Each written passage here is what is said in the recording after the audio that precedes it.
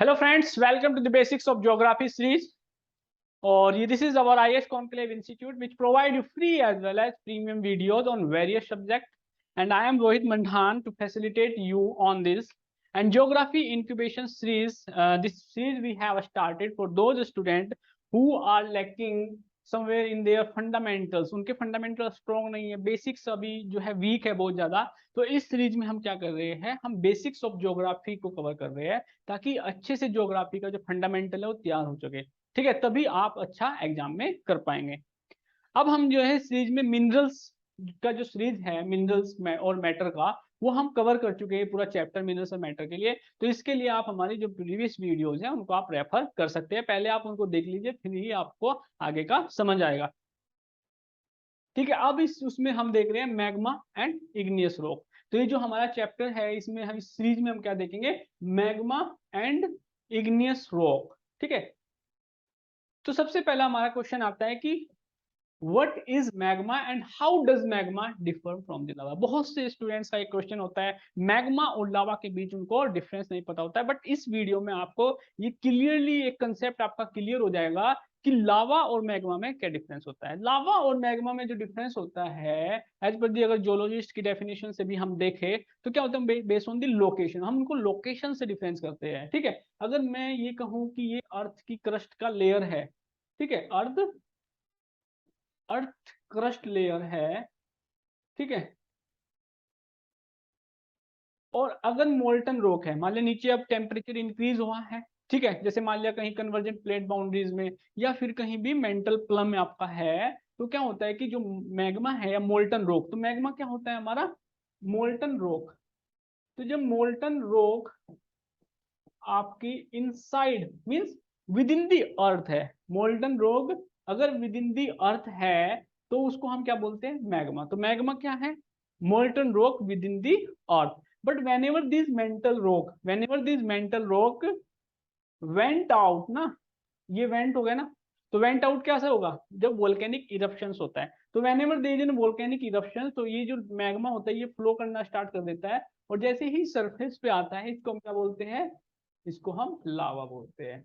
तो लावा और मैग्मा में क्या डिफरेंस है, अब आपको पता चल गया होगा कि लावा और मैग्मा में क्या डिफरेंस है, लोकेशन का डिफरेंस होता है। अगर मोल्टन रॉक विद इन दी अर्थ है तो वो मैग्मा होता है, और जैसे ही बाहर जाता है तो लावा होता है। अगर हम इस डेफिनेशन के अनुसार अपना थोड़ा यहाँ से कुछ चीजें हम इन्फर कर सकते हैं, कुछ साइलेंट फीचर को इन्फर कर सकते हैं। तो अगर आप लावा को देखोगे तो जैसे ही वो वेंट आउट हो रहा होगा तो उसने इतना जो डिस्टेंस है वो तय की, तो जैसे ही डिस्टेंस तय करेगा क्योंकि ब्योयांट होगा ना, तो whenever there is a molten of the rock there is a buoyant force होगा, तो ऊपर क्यों आएगा, क्योंकि जैसे ही मोल्ट होगा, क्योंकि रोक कैसे मोल्ट होती है, अगर मेल्टन होगा, जो रोक होती है वो मेल्ट कैसे होती है, तो जो रोक का जो मेल्ट होगा क्या होता है, क्योंकि वो केमिकली बॉन्डिंग अटैच होते हैं। तो whenever there is temperature increase, जैसे टेम्परेचर इंक्रीज होगा तो क्या होगा, जो केमिकल बॉन्ड से जो फोर्स है वो उसको ओवरकम कर देगा। तो जैसे ओवरकम करेगा तो क्या होगा, जो आयंस होंगे वो टूट जाएंगे, मतलब अब बिखर जाएंगे ना, फिर दूर दूर चले जाएंगे और स्पेस बना लेंगे। तो जैसे स्पेस बनाएंगे तो क्या होगा, क्योंकि ज्यादा अगर स्पेस हुआ तो जो क्रिस्टलाइन स्ट्रक्चर है वो टूट जाएगा, डिस्टर्ब हो जाएगा। तो जैसे ही क्रिस्टलाइन स्ट्रक्चर डिस्टर्ब होगा तो क्या होता है कि उसकी जो डेंसिटी होती है वो कम हो जाती है, और जैसे ही डेंसिटी कम हो जाती है सराउंडिंग रॉक से, तो जो मोल्टन रॉक होता है, जो मैग्मा होता है, वो इरप्ट हो जाता है। बट जैसे ही लावा बनता है, ये ऊपर आता है, तो इसमें क्या होता है, वेरियस इंप्योरिटीज इसमें ऐड ऑन हो जाती है, क्योंकि बहुत सफर तय करके आता है। तो ये एक बेसिक डिफरेंस हो गया, what is the difference between the magma and lava. अब देखते हैं list and describe the major component of the magma. हमने देखा मैग्मा क्या होता है, मोल्टन रॉक होता है, विद इन द अर्थ होता है। अब हम देखेंगे कि क्या मेजर कंपोनेंट क्या है वो। ठीक है, तो क्या क्या मेजर कंपोनेंट्स है। अगर हम मेजर कंपोनेंट को देखें तो हमें पता चलेगा नेचर से। ठीक है, जो अगर हम नेचर देखते हैं मैग्मा की, तो मैग्मा की नेचर क्या है, मैग्मा इज कंप्लीटली और पार्शियली मोल्टन रॉक है which when cooled solidified to form igneous rock. ठीक है, तो जब कोई भी मोल्टन रॉक है तो क्या हो रही है, ठीक है, जब उसका टेम्परेचर राइजेस होगा तो वो मोल्ट हो जाएगी, तो पार्शियली मोल्टन रॉक और कंप्लीटली मोल्टन रॉक। तो जैसे ही वो कूल होएगी, जैसे वो बाहर आएगी, ठीक है, तो क्या होगा, उसका कूलिंग प्रोसेस स्टार्ट होगा। तो जैसे ही कूलिंग प्रोसेस स्टार्ट होगा तो केमिकल बॉन्डिंग दोबारा से बननी स्टार्ट होगी। तो जैसे ही दोबारा से केमिकल बॉन्डिंग स्टार्ट होगी तो there is an starting of the crystallization, तो इससे क्या होगा, क्रिस्टल स्ट्रक्चर बनेगा। ठीक है। तो most magma consist of the 3 materials. तो जो मैग्मा होता है उसके अंदर 3 मटीरियल्स होते हैं। कौन कौन से मटेरियल होते हैं उसके अंदर? एक होता है लिक्विड पोर्शन, सॉलिड पोर्शन और गैसियस पोर्शन। आओ हम इनको देखते हैं। अगर हम लिक्विड पोर्शन को देखें तो लिक्विड पोर्शन क्या होगा? जो मोल्टन रॉक है उसका लिक्विड पोर्शन, इसमें क्या होंगे? आयंस होंगे, क्योंकि जब भी कोई भी रॉक और कोई भी जब मिनरल्स का जो मेल्टिंग पॉइंट अचीव करते हैं तो उसमें क्या होता है? उसके आयंस टूट जाते हैं, क्योंकि वो जो क्रिस्टलाइन स्ट्रक्चर है वो डिस्टर्ब हो गया है। अब आयंस क्या होंगे? तो उसका जो मोल्टन मटीरियल्स होगा वो क्या होगा? आयंस का कंपोजिशन होगा। तो मोबाइल आयंस होंगे of the 8 most common element found in the earth crust, like silicon, oxygen, है ना, एल्यूमिनियम, कैल्शियम, आयरन। ओके, तो this silicon and oxygen along with the lesser amount of the aluminium, potassium, क्योंकि क्या होता है जो ions होते हैं, जो मेजर पोर्शन होगा उसमें सिलिकॉन और ऑक्सीजन होगा, और कुछ पोर्शन क्या होगा? वो माइनर पोर्शन होता है।